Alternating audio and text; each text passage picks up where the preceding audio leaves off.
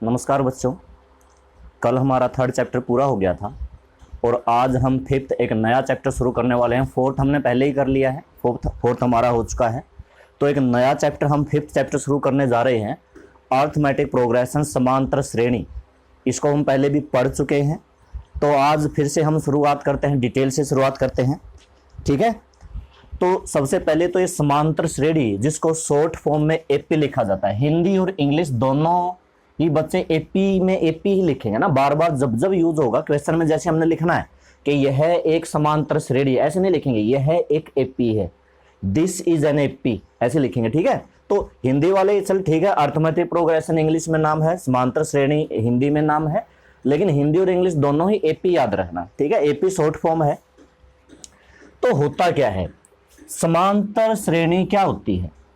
तो देखो, नंबर्स का एक ऐसी सीक्वेंस, एक ऐसी क्रमागत पंक्ति अगर हम बना दें जिसका एक कॉमन डिफरेंस बराबर हो। देखो, मैं कुछ संख्याएं लिख रहा हूं, जैसे कि मैंने लिखा 2, 6, 10, 14, 18, 22। ये मैंने कुछ नंबर लिखे, ये मैंने यहां पर कुछ नंबर्स लिखे।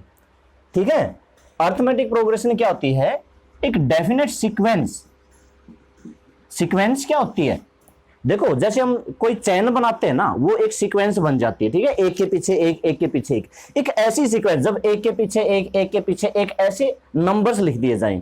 लेकिन इसकी कंडीशन है, एपी की कंडीशन क्या है? यहां पर हर दो कॉन्जिक्यूटिव टर्म या कॉन्जिक्यूटिव नंबर्स, कॉन्जिक्यूटिव मैंने बोला है, क्या बोला मैंने? क्रमागत कॉन्जिक्यूटिव। ठीक है, मैंने यहां पे क्रमागत शब्द बोला है। क्रमागत कॉन्जिक्यूटिव का मतलब क्या होता है? लगातार के। कोई भी दो कॉन्जिक्यूटिव नंबर मैंने लिए, मैंने इनका अंतर चेक किया, अंतर देखा 6 में से 2 गए 4। अगले दो नंबर लिए, मैंने इनका अंतर देखा, अंतर फिर से 4 आया, 6 और 4 10। फिर मैंने अगले दो लिए, इनका फिर से मैंने अंतर देखा, 4 आया। अगले दो लिए, इनका फिर से अंतर देखा, 4 आया। अगले दो लिए, इनका फिर से अंतर देखा मैंने, 4 आया।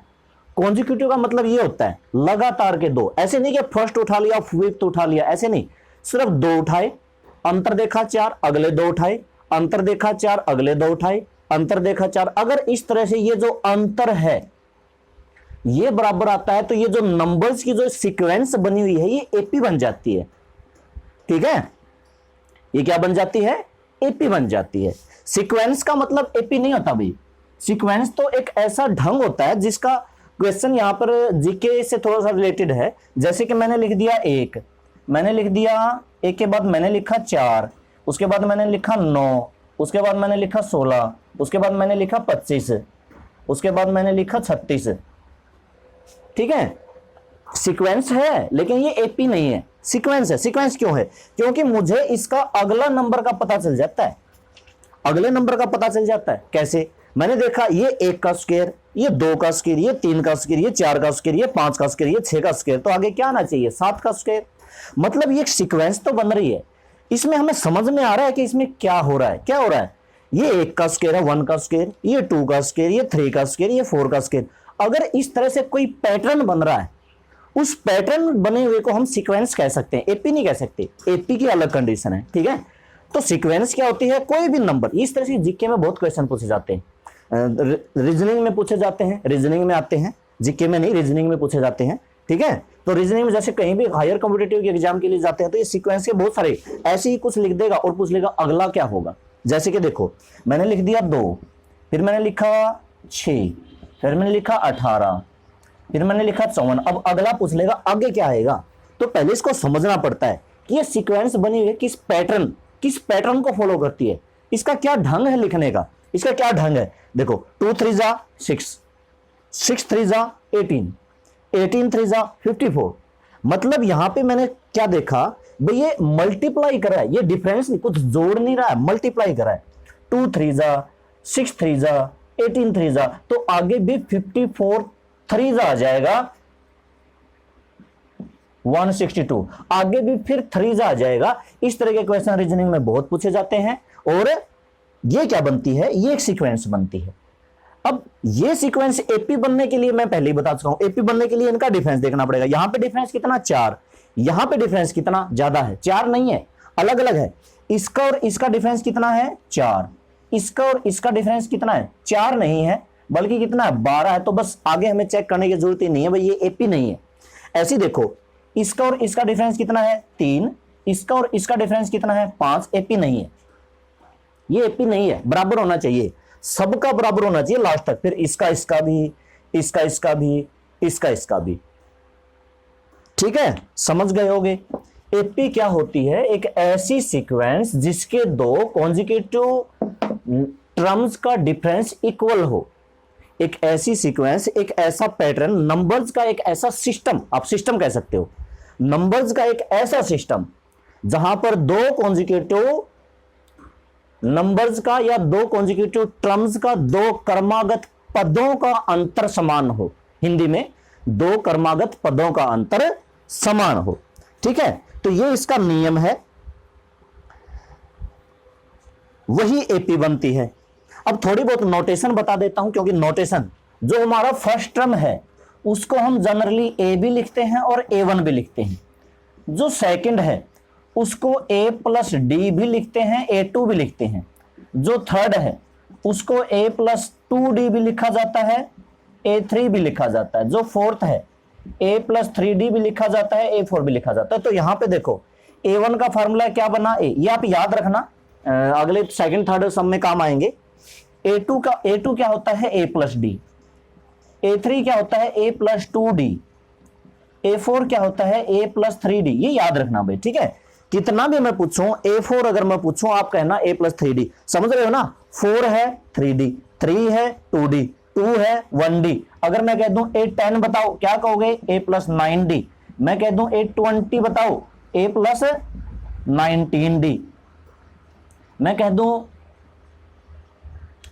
A34 बताओ, क्या लिखोगे A प्लस 33D। एक कम करना आपको, ये याद रखना। और एक बात और, ये जो है ना A1 प्लस डी भी होता है, ये ऐसे भी होता है भाई। दोनों फार्मूले आपको याद रखने पड़ेंगे, क्योंकि कभी कभी वो लगता है कभी कभी, यानी कि A प्लस 3D की जगह पे A3 प्लस डी भी लिखा जाता है। ये जो क्वेश्चन आएंगे ना मैं फिर बताऊंगा, ठीक है, थोड़ा सा डिटेल में। अभी हम समझते हैं, हमें पहला क्वेश्चन हमने शुरू करना है और उसमें हमें बताना है कि भाई कौन सा एपी है। तो सबसे पहले हमें देखना पड़ेगा क्या ये एपी की तरह एक पैटर्न बन रहा है कि नहीं बन रहा। देखो 5.1 का फर्स्ट सम हम लेते हैं।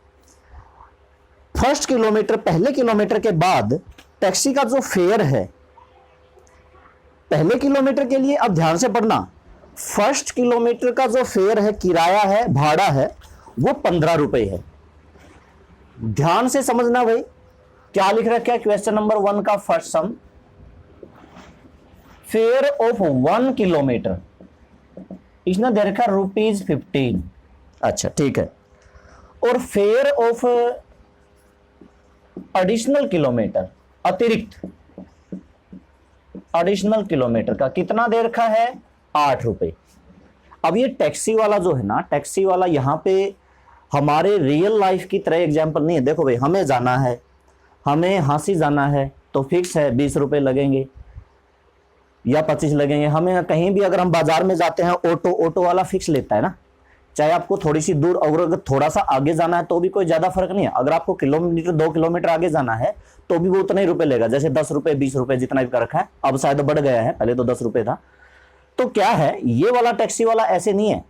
ये वाला टैक्सी वाला क्या कहता है, 1 किलोमीटर का 15 रुपए, 1 किलोमीटर का 15 रुपए, 2 किलोमीटर का बताओ। अब हम एक एक चीज लिखते जाएंगे। Fair of 1 kilometre 15, fair of 2 kilometre, 2 kilometre का समझो, पहला 1 किलोमीटर का 15, दूसरा 1 किलोमीटर का 8, 23, ऐसे है ये। यानी कि 1 किलोमीटर का 15, अगर हम 1 किलोमीटर से ज्यादा गए 2 किलोमीटर, तो दूसरा किलोमीटर का 8 रुपए लेगा। पहले का 15, दूसरे का 8, 23। इस तरह से हमारे रियल लाइफ से रिलेटेड नहीं है। कहीं सोचने लोगों भाई ऐसे कैसे, भाई ये क्वेश्चन ऐसे ही है। हमारे रियल लाइफ में ऐसा नहीं होता। हमारे यहाँ पे जो टैक्सी वाले होते हैं वो तो फिक्स करते हैं, 10 हैं, 20 हैं, 30 है। ज्यादा दूर जाना है तो भाई 20 भी कह देगा, 30 भी कह देगा, 40 भी कह देगा। फेयर ऑफ 3 किलोमीटर, पहले का 15, दूसरे का 8, तीसरे का 8, मतलब 31 रुपए। बस 4-5 निकाल लेते हैं। 4 किलोमीटर, पहले का 15, अगले का 8, अगले का 8, फिर एक बार और 8, 39 रुपए। समझो 4 किलोमीटर गए ना, पहले किलोमीटर का 15। देखो मान लो कि बंदा यहां से यहां गया 1 किलोमीटर, 1 किलोमीटर हो गया, उसने लिए 15 रुपए। फिर वो बोला नहीं मुझे तो 1 किलोमीटर और जाना है। वो बोला अगर आपको 1 किलोमीटर और जाना है तो 8 रुपए अलग से लगेंगे, पहले के 15, दूसरे के 8। फिर वो बोला अगर मुझे 1 किलोमीटर और जाना हो तो, अब 1 किलोमीटर और जाना हो तो उसके 8 रुपए फिर लगेंगे। इस तरह से 1 किलोमीटर और जाना हो तो 8 रुपए फिर लगेंगे। ये इस तरह से क्वेश्चन है, ठीक है। तो अगर मैं मान लो कि कोई बंदा 2 किलोमीटर गया है तो 15 और 8, 3 किलोमीटर गया है तो 15, 8, 8, इस तरह से है। अब ये बताओ क्या ये पैटर्न एपी बनता है? 15, 23, 31, 39, ये क्या बनती है? एपी बनती है कि नहीं बनती है, आपको ये बताना है। और क्यों भी पूछ रखा है तो क्यों का कारण देना पड़ेगा भाई। आपको यहां पे 2 कॉन्जिक्यूटिव का डिफरेंस निकालना पड़ेगा। हमेशा सेकंड में से फर्स्ट घटाना भाई, ये बात मैं बता रहा हूं क्योंकि कई बार क्या हो जाता है ना, पहले 23 आ जाता है फिर 15 आ जाता है। पहला बड़ा है तो कुछ बच्चे पहले में से दूसरा माइनस कर देते हैं। नहीं, हमेशा सेकंड में से फर्स्ट माइनस करना। 23 माइनस 15 इज इक्वल टू 8।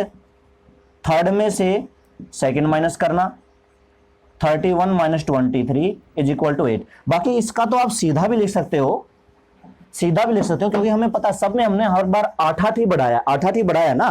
तो लिख सकते हो this is A P because it's difference of 2 consecutive number is equal of 2 consecutive terms लिख दो is equal, ठीक है। लिख लेना भाई 1 किलोमीटर का किराया, अतिरिक्त किलोमीटर का किराया। लास्ट में क्या लिख दे, यह एपी है क्योंकि इसकी 2 क्रमागत पदों का अंतर समान है। 2 क्रमागत पदों का है ना, ये इन दोनों का, इन दोनों का, इन दोनों का। अगला सेकंड पार्ट, सेकंड पार्ट क्या है, सेकंड में पढ़ो। इसमें क्या दे रखा है, कोई सिलेंडर दे रखा है। इसमें कोई सिलेंडर है, बेलन है जिसके अंदर एयर है। सिलेंडर एयर का पूरा भरा हुआ है, ठीक है।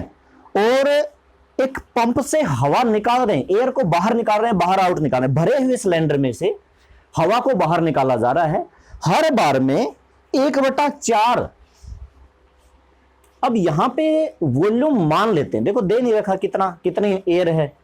एयर मान लेते हैं, लेट या माना, हिंदी में ले लेता हूं, माना बेलन में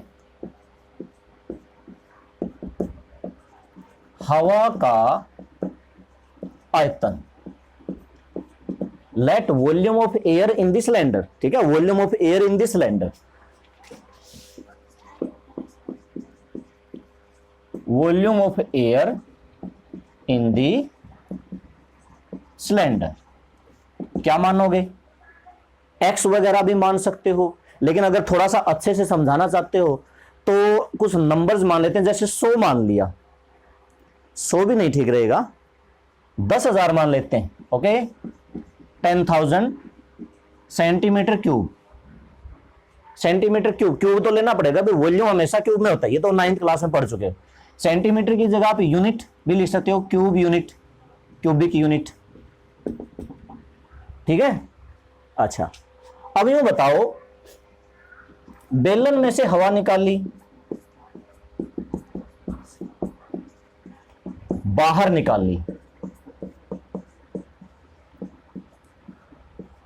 कितने निकाली? 1/4। पहले 10,000 थी, उसका 1/4 निकाला, काटा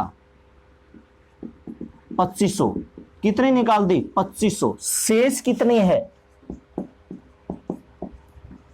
बची हुई जो हवा है वो कितनी है, जो रिमेनिंग एयर है इसके अंदर। पहले 10,000 थी, उसमें से 2500 निकाल दी, कितने बची?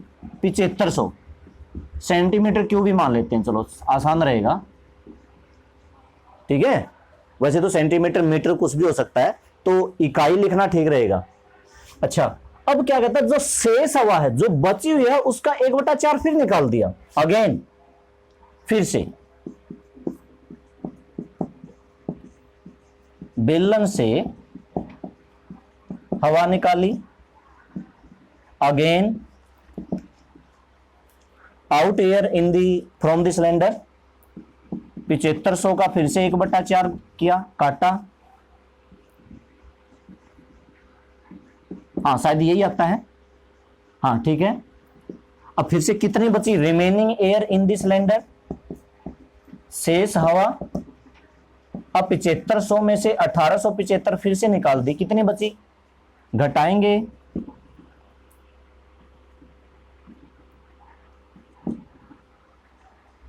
ठीक है।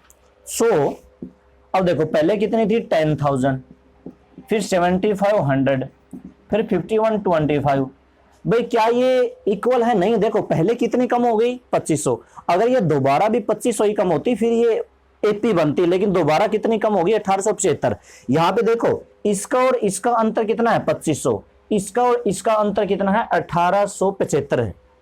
माइनस करके देख लो, 1875 आएगा। इसका मतलब ये एपी नहीं बनती। ये इसका आप रीजन लिख सकते हो, बिकॉज निकाल के दिखा सकते हो, A2 minus A1, A2 minus A1। हमेशा सेकंड में से फर्स्ट माइनस करना भाई, -25। फिर हम A3 माइनस A2, तीसरी में से दूसरी घटाएंगे, -1875। तो लिख देंगे difference between two conjugative terms is not equal, so it is not AP. दो क्रमागत पदों का अंतर समान नहीं है, इसलिए यह एपी नहीं है, ठीक है। आप चाहो यहां पर मानी हुई जो एयर है वो लेट एक्स कुछ ले सकते हो, एक्स क्यूबिक यूनिट्स, ठीक है। तो एक्स मान सकते हो, उसके बाद एक्स का 1/4 x/4 आएगा, एक्स में से x/4 माइनस करके यहां पे 3x/4 आएगा। 3x/4 का फिर से मैं तुम्हें देखो सारी डिटेल ये अभी चेंज कर देता हूं। वैसे ये क्वेश्चन हो गया, समझ में आ भी गया होगा, ठीक है। मैं अभी तुम्हें बता देता हूं कैसे करना है। अगर आप x मान के करोगे तो ये आप x यूनिट मान लो, बाहर कितनी निकाली? x मल्टीप्लाई में 1/4 मतलब x/4। अब बाकी कितनी बची? यहां पे x में से आप x/4 करो, माइनस करोगे तो ये आएगा 3x/4। 3x/4 का फिर से 1/4 निकाला मतलब 3x/16। अब 3x/4 में से 3x/16 निकाल चुके हैं, 3x/4 में से 3x/16 निकाल चुके हैं, 16 डिवाइड करके 12x, 3x मतलब ये आएगा 9x/16, ठीक है। तो पहले कितनी निकाली थी, कितनी बची थी? x/4। तो इनका डिफरेंस भी आपको बराबर नहीं आएगा। अगर आप इस वाले तरीके से करना चाहो तो कर लेना। थर्ड पार्ट देखते हैं। थर्ड पार्ट क्या है, ये साफ कर देते हैं अब तो। थर्ड है, प्रत्येक मीटर की खुदाई के बाद एक कुएं को, देखो ये मैं समझा देता हूं, इसमें ज्यादा कुछ नहीं है। एक कुएं की खुदाई करनी है। देखो एक कुआं है, उसकी खुदाई की, ये जमीन के अंदर है, ठीक है, ये जमीन के अंदर है, यहां पर जमीन है, ठीक ठीक। ये क्या कहता है, पहली किलोमीटर की जो खुदाई उसकी डगिंग आउट करनी है। मान लो 1 मीटर, यहां से यहां 1 मीटर नीचे तक की जो इसने खुदाई की, इसने कहा 1 मीटर का मैं लूंगा 150 रुपए, खुदाई करने वाला जो इसकी डिगिंग आउट करना है। फिर उसने कहा कि अगर तुम 2 मीटर की खुदाई करवाना चाहते हो तो पहले का 150, दूसरे का मैं लूंगा 50। इसी तरह से अगर 3 मीटर की करना चाहते हो तो फिर 50 लूंगा, 4 मीटर की करना चाहते हो तो फिर 50 लूंगा, 5 मीटर की करना चाहते हो तो फिर 50 लूंगा, 6 मीटर की करना चाहते हो तो फिर 50। अब मान लो कि कोई बंदा ये कहे नहीं मुझे तो 1 ही मीटर की खुदाई करनी है, तो वो बोला कि मैं तो 150 रुपए लूंगा, ठीक है। अगर कोई कहला कि अगर 2 मीटर की खुदाई करनी है तो 150 और 50 200 हो गए, यानी कि 1 किलोमीटर का कितना? 150। 2 किलोमीटर का 150 में 50 जोड़ना है। 2 किलोमीटर नहीं, 2 मीटर, सॉरी मैं किलोमीटर बोल रहा हूं, किलोमीटर तो बहुत गहरा हो जाता है भाई। 200 और 3 किलोमीटर का 50 और जोड़ेंगे 250, फिर 50 और जोड़ेंगे 300, फिर 50 और जोड़ेंगे 350। देखो क्या ये एपी बनती है? आप लिख सकते हो दिस इज एपी बिकॉज, क्योंकि इसके दो क्रमागत पदों का अंतर समान है। देखो इनका अंतर कितना है 50, इनका अंतर कितना 50, इनका अंतर कितना 50, इनका अंतर कितना 50। अब मेरी बात सुनो, मान लो ये शुरू में 350 होता, फिर 300 होता, फिर 250 होता, फिर 200 होता, फिर 150 होता। अब मुझे ये बताओ इन दोनों का अंतर कितना है? यहां पे आके गलती होने के चांस, आप कहोगे इनका अंतर है 50, नहीं, मैं कहूंगा इनका अंतर है -50। हमेशा सेकंड में से फर्स्ट माइनस करनी है। 300 में से 350 माइनस करोगे तो क्या आएगा? -50 आएगा। इन दोनों का डिफरेंस कितना है? -50। इन दोनों का डिफरेंस कितना है? -50। ये ध्यान रखना, हमेशा सेकंड में से फर्स्ट माइनस करनी है। यानी कि उसको हम जो डिफरेंस आता है ना, ये जो डिफरेंस आ रहा है, इसको हम हिंदी में क्या कहते हैं?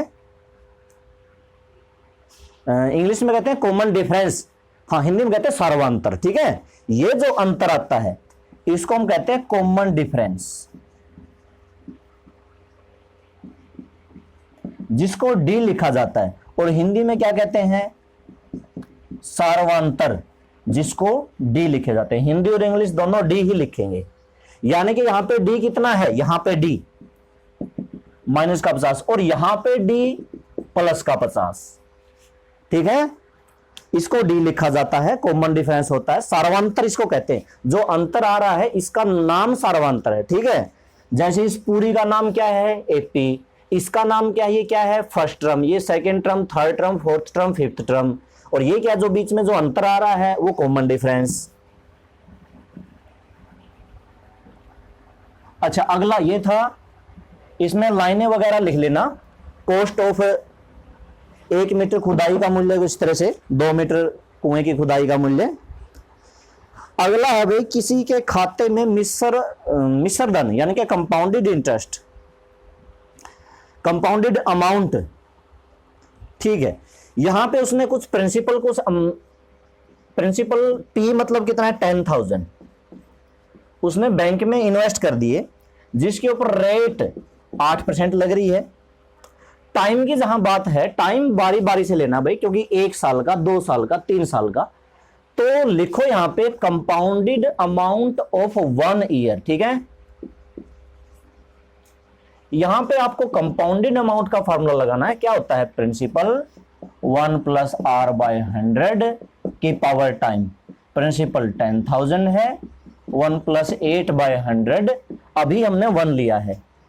सोल्व करेंगे 10,000 मल्टीप्लाई में, ये एलसीएम लेके 108/100 हो जाएगा। पावर 1 है, 2 0 काटी, 10800 इतना आया। अब लिखो compounded amount of 2 year. 2 years का फॉर्मूला वही है 10,000 1 + r/100, बस टाइम 2 ले लिया ना मैंने, 2 साल, टाइम 2 साल ले लिया। यहां पे r की जगह क्या था? 8। एलसीएम लो, एलसीएम लेंगे तो कितना आएगा? 108/100 और पावर कितनी आ जाएगी? 2।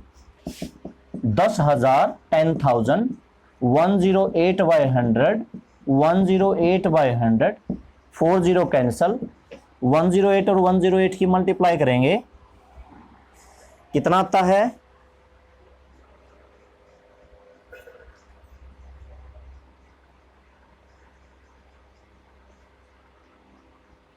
इसका एक मेथड भी था, 100 का स्क्वायर 10,000,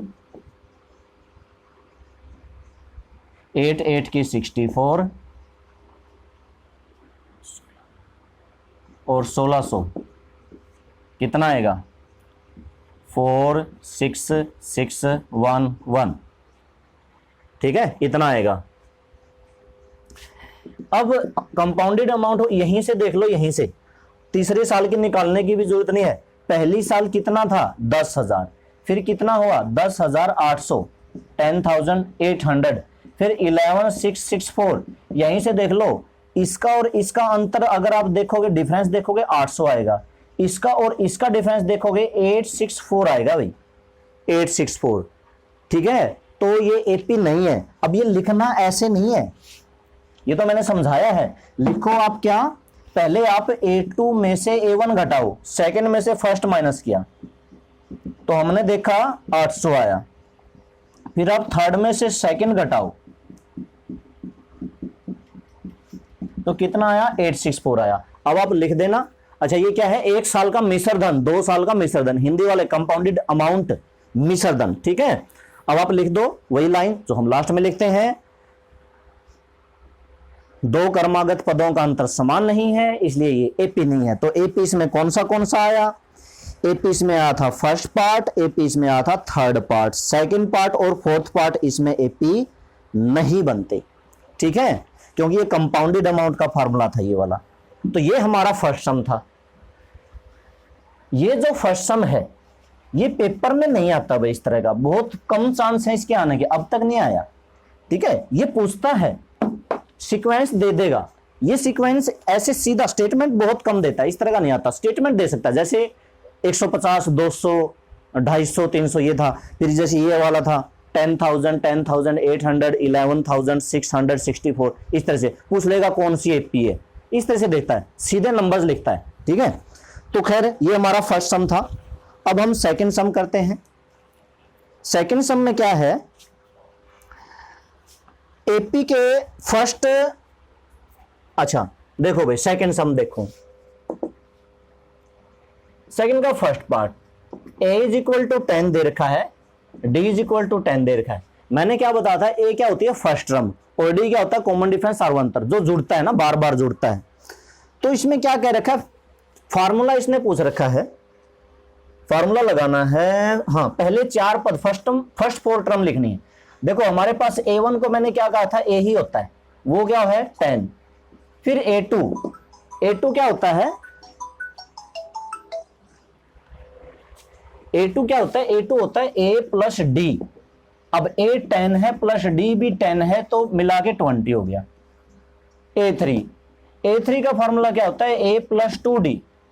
तो देखो मैंने a3 के 2 फार्मूले बताए हैं, a3 के 2 फार्मूले बताए, मैंने ये भी बताया है a प्लस 2d और मैंने ये भी बताया है a2 प्लस डी, ये भी बताया है, ठीक है। इसी तरह से a5 के भी 2 होते हैं, a प्लस 4d भी होता है और a4 प्लस डी भी होता है। आप कोई भी लगा दो, अगर आप ये लगाना चाहते हो तो आसान रहेगा, क्योंकि देखो a2 की वैल्यू कितनी है 20 और d कितना है 10, तो ये कितना आ गया 30 आ गया। हालांकि अगर आप a प्लस 2d लगाते तब भी वही आता, 30 का 30 आता। अब a4, अब a3 प्लस d वाला लगा दो, a3, ये a3 की वैल्यू निकल चुकी है 30 किसकी वैल्यू है a3 की, और d 10, तो मतलब 30 में 10 ऐड करो 40 हो गया बस क्वेश्चन।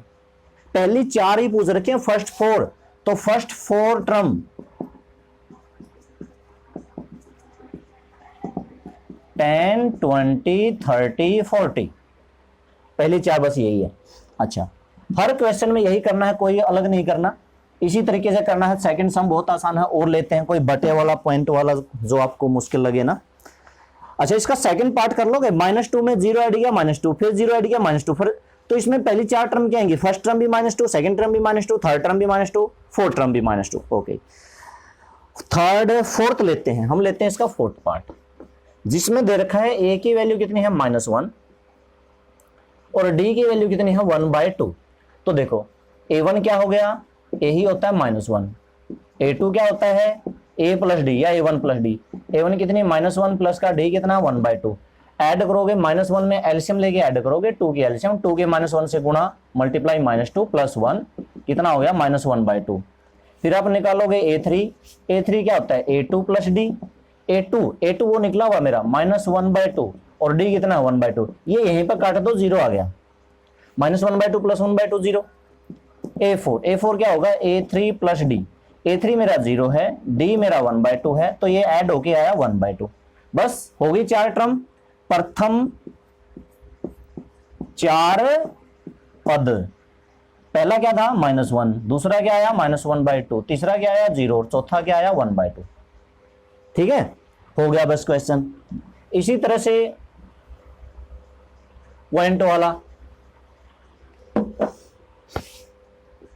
ये है हमारा a -1.25 और d हमारा है -0.5, तो देखो सबसे पहले A1 ए ही होता है -1.25, A2 माइनस, फार्मूला लगाओ सबसे पहले, A प्लस डी भी लिख सकते हो, A1 प्लस डी भी लिख सकते हो, A और A1 दोनों बराबर ही होते हैं, तो -1.25 प्लस डी कितना है, माइनस का 0.5, तो प्लस माइनस क्यों ना, यहां पर माइनस ही लिख लें, ये भी -1.25, ये भी -0.25, दोनों माइनस माइनस हैं, जुड़ेंगे, कैसे जोड़ोगे, कितना आएगा -1.50, ये है ना, ज्यादातर कमजोर बच्चों को पॉइंट में भी जोड़ने में घटाने में दिक्कत होती है, तो कैसे जोड़ते हैं भाई, माइनस का 1.25 है, इसका नीचे लिखो 0.25, ऐड किया 5 5 10 5 और -1, इस तरह से जोड़ते हैं, ठीक है। वैसे तो सबको पता है पर कुछ को नहीं पता। आगे A3 है, A3 हमारा होता है A2 प्लस डी, वो आया है -1.50, फिर डी मेरा माइनस का 0.25 है, ऐड करेंगे तो -1.75, बस यूं समझो 50 में 25 जोड़ेगा, बस ऐसे समझो। A4 A3 plus D -1.75 minus का 0.25, कैसे जोड़ोगे भाई, 75 में 25 जोड़ा 100, वो 100 की 2 जीरो लिखी जाएंगी और एक इसमें जुड़ेगा, तो ये मेरा माइनस का 2.00 आएगा, कैरी हो जाएगा ना, तो ये हो गई 4 टर्म, फर्स्ट ये हो गई, सेकंड ये हो गई, थर्ड ये हो गई, फोर्थ ये हो गई, ये सेकंड सम आप कर लेना, आसान है। थर्ड सम भी करवा देता हूं क्योंकि हमने पहले कर चुका है, तो कुछ बच्चों की प्रैक्टिस हो जाएगी। अब थर्ड देखो, थर्ड तो और भी इजी है, थर्ड तो और भी इजी है। थर्ड का फर्स्ट पार्ट 3 1 -1 और -3, देखो निकालना क्या क्या पूछ रखा है, दो चीजें इसने पूछ रखी हैं, फर्स्ट टर्म, अरे फर्स्ट टर्म जो शुरू में लिख रखी है वो क्या है, फर्स्ट टर्म, जिसको हम A1 लिखते हैं, और क्या पूछ रखा है, सार्वंतर यानी कि कॉमन डिफरेंस, हिंदी वाले क्या लिखे हैं, कॉमन डिफरेंस, कॉमन डिफरेंस के लिए हमेशा A2 माइनस A1 कर दो। वैसे तो इन दोनों का डिफरेंस और इन दोनों का डिफरेंस और इन दोनों का डिफरेंस बराबर ही होता है, मतलब अगर हमें इन दोनों का पता चल गया तो बाकी का वही होगा, सेकंड में से फर्स्ट माइनस करनी है, इस बात का खास ध्यान रखें, सेकंड में से फर्स्ट माइनस करनी है, कहीं 3 में से 1 माइनस कर दो और कह दो 2 आ गया, 2 नहीं आया, -2 आया, हो गया बस क्वेश्चन, और क्या चाहिए, दो ही चीजें पूछ रखी हैं। और देखते हैं, अब लेते हैं थर्ड पार्ट, इसका बटे में है, बस इतना ही है।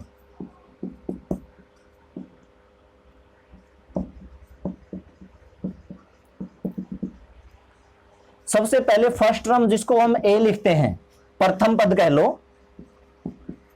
हिंदी वाले क्या लिखेंगे, प्रथम पद, जिसको क्या लिखते हैं A, भाई जो शुरू में लिख रखा प्रथम पद है, फर्स्ट टर्म है, और क्या है, इतना तो बता दोगे। फिर जिसको हम सार्वंतर कहते हैं, सार्वंतर को हम क्या लिखते हैं, D लिखते हैं, यहां पर मैंने लिखा नहीं, सार्वंतर को क्या लिखते हैं, D लिखते हैं, और D निकालने के लिए हमेशा सेकंड में से फर्स्ट को माइनस करना है, सेकंड मेरी 5/3 है, फर्स्ट मेरी 1/3 है, एलसीएम लेके माइनस होगा, 3 से 3 5 -1 4/3, 4/3 मेरा कॉमन आया, बस हो गया क्वेश्चन। थर्ड बस इतना ही है।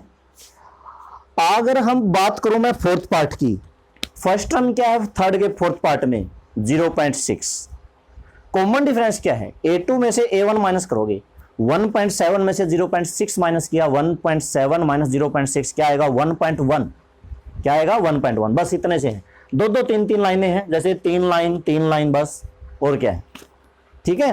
तो थर्ड सम भी कर लेना, फर्स्ट सेकंड और थर्ड सम, जिसने कॉपी में फेयर कॉपी में कर रखे हैं वो बच्चे ठीक है, अगर कर रखे हैं तो कोई बात नहीं, प्रैक्टिस कर लेना, प्रैक्टिस तो करोगे ना, रफ में कहीं तो रिवाइज करोगे, और जिन्होंने नहीं कर रखे वो अपनी फेयर कॉपी में बनाना, ठीक है। तो उनके लिए भी कोई ज़्यादा सम मैंने नहीं करवाए हैं, कल हम फोर्थ सम को कर लेंगे, 5.1 हालांकि हमने स्कूल में कर ली थी, ठीक है, कोई बात नहीं, 5.1 ही शायद मैंने की थी, 5.2 मुझे ध्यान नहीं है मैंने करवाई थी कि नहीं करवाई थी, करवाई हो या ना करवाई हो, हम बिल्कुल शुरू से एक एक चीज़ को समझते हुए करेंगे। तो आज ये 5.1 के 3 सम ये कर लेना। ओके स्टूडेंट्स, ठीक है।